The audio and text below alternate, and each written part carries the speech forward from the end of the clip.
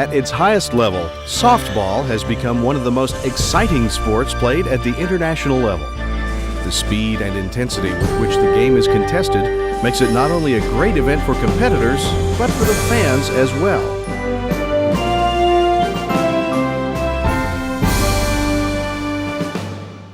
It is also a game that can be played at the youth level, where players enjoy the competition while learning the finer points of the game. Softball players often begin their careers in the sport at the age of 9 or 10 and can continue playing competitively at the highest level into their 30s. In this video, we will outline the basic fundamentals of the game, explain the rules of softball, document its popularity worldwide, and introduce the organizations that govern the sport at the local, national, and international levels. Softball is played on a field known as a diamond, named because of its shape. Normally, the front portion or infield is covered by dirt, while the outer portion or outfield is grass-covered and bounded by a wall. The starting point of the diamond is home plate, a hard rubber, five-sided object that is flat on the top and sides and comes to a point at the back edge. There are 3 other key stations of bases that are located 60 feet apart and numbered in counterclockwise fashion: first base, second base, and third base. The boundaries of the field are marked with chalk lines from home plate to first and third bases, designating fair territory, the area inside the lines where the ball is in play, and foul territory, where batted balls on the ground are out of play. The object of the game of softball is to circle the bases and return to home plate without being tagged out. When a player on a team accomplishes that feat, he or she scores a run. The team that scores the most runs in a game is the winner.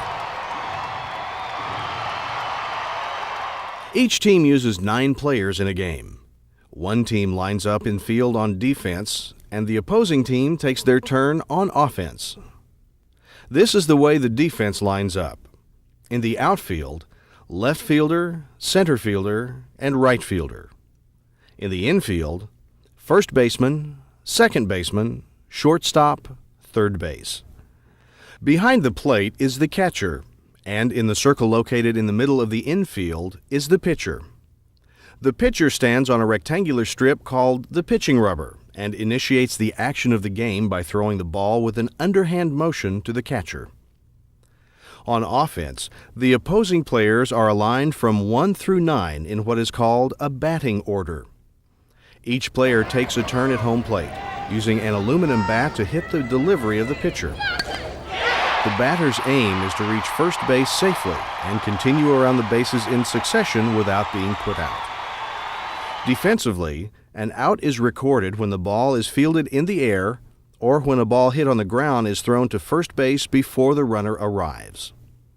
There are usually 3 other principals in the game of softball, the officials, known as umpires. The main umpire of the game is the home plate umpire, who decides if the pitches thrown are balls or strikes. 4 balls during an at-bat allow the batter a free pass to first base. 3 strikes without putting the ball in play gives the defense a strikeout. There are also umpires at first base and third base who make safe or out calls in the infield. When the defense records 3 outs, a half inning of play has been completed, and the offense must take the field. The defense then takes their turn at bat. The game consists of 7 innings, after which the team that has scored the most runs is declared the winner. There are other markings on the field that designate where various participants are stationed. A box surrounding home plate marks the areas where the batter, catcher, and umpire must stand. Boxes down each baseline in foul territory designate where coaches may stand. Almost all national, international, and world championships in softball are decided by tournament play. Each country has a national federation that governs play, and the International Softball Federation oversees all worldwide competitions. World championships are held every 4 years. The 118 participants in the ISF represent all continents and are distributed among nations large and small. Here is a look at all the participating National Softball Associations or federations affiliated with the ISF. One of the organization's major goals for the sport's exposure was inclusion in the Olympic Games, a goal realized for women's softball in the 1996 Olympics with the help of the International Olympic Committee. The fierce competition in Atlanta, Georgia, captured the imagination of the worldwide audience and ensured softball a place in the 2000 Games in Sydney, Australia. The ISF is continuing to pursue efforts to have men's softball included in Olympic competition as well. To further the global growth of softball, the ISF is enhancing its headquarters in Plant City, Florida. The plans include 4 training and competition fields designed for national and international play, highlighted by a state-of-the-art stadium. The ISF would conduct training for players and coaches, as well as certification classes for international umpires. In addition, the entire operations of the ISF will be changing. There will be a Hall of Fame and museum, a conference center, and a sports medicine facility, in addition to the 16,000 square foot administration building. Softball has experienced tremendous worldwide growth during the last 20 years of the 20th century. As the sport heads into the 21st century, it is ready to take its place among the world's most popular events. It's a game for everyone, no matter where you are on the globe. Be a part of softball's new millennium by joining the ranks of the International Softball Federation.